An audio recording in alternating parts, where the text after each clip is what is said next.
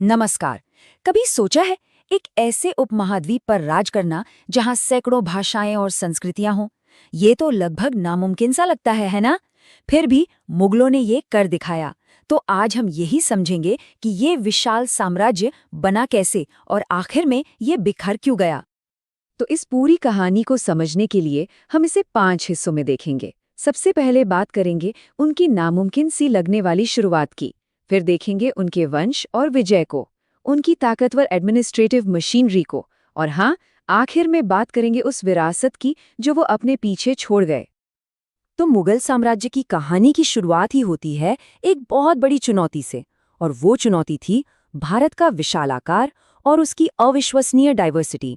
मतलब इतने सारे अलग अलग लोगों पर एक साथ शासन करना, ये कोई बच्चों का खेल तो था नहीं।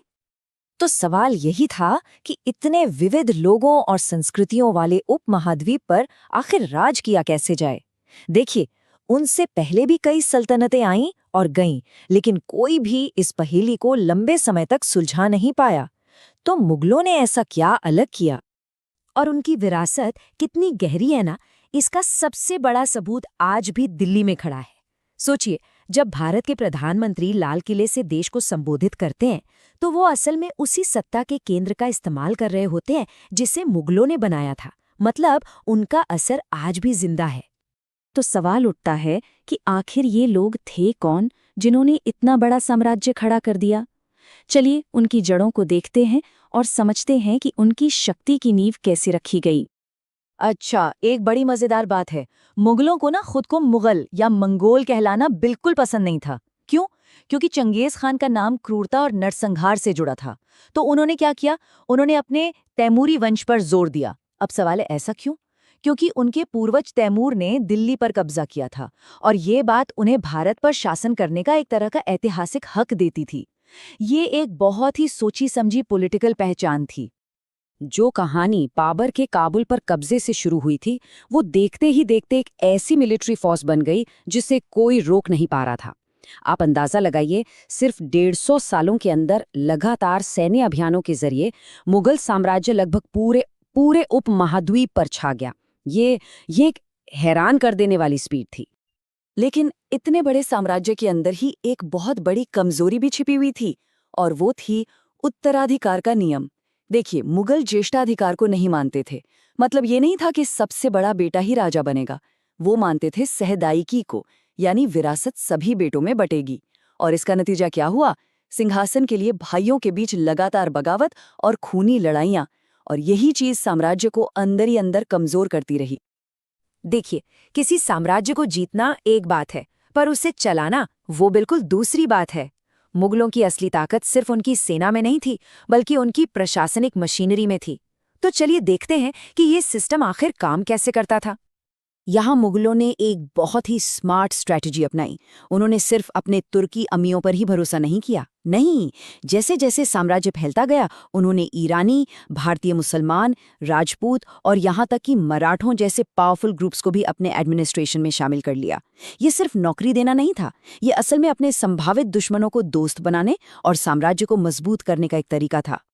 और इस पूरे शानदार सिस्टम को कहते थे मनसबदारी प्रणाली। इसे ऐसे समझिए, हर अधिकारी को एक रैंक मिलता था जिसे मनसब कहते थे। उनका पद और सैलरी जात नाम के एक नंबर से तय होती थी। जितना बड़ा नंबर उतना बड़ा पद।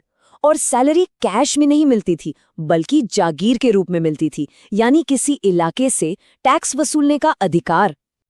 और इस सिस्टम की सबसे खास बात यही थी कि ये सिर्फ एक एडमिनिस्ट्रेटिव पोस्ट नहीं थी। हर मनसबदार असल में एक मिलिट्री कमांडर भी था।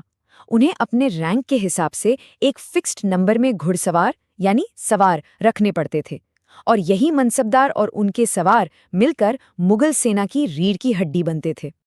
मुगल साम्राज्य अपनी दौलत के लिए, अपनी शान और शौकत के लिए दुनिया भर में मशहूर था। लेकिन इस चमक के पीछे कुछ बहुत गहरी समस्याएं भी थीं, जो आखिर में इसके पतन का कारण बनी।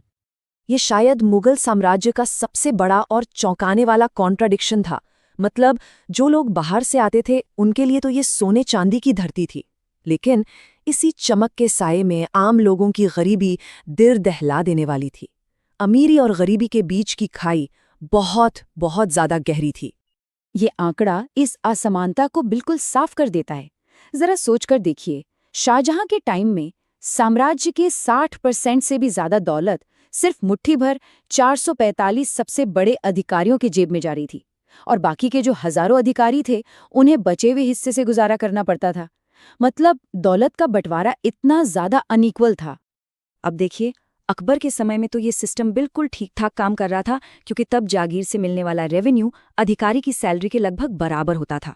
लेकिन औरंगजेब के दौर तक आते-आते ये पूरा सिस्टम टूटने लगा। हुआ ये कि अधिकारी तो बढ़ गए, पर जागीरें उतनी ही रहीं।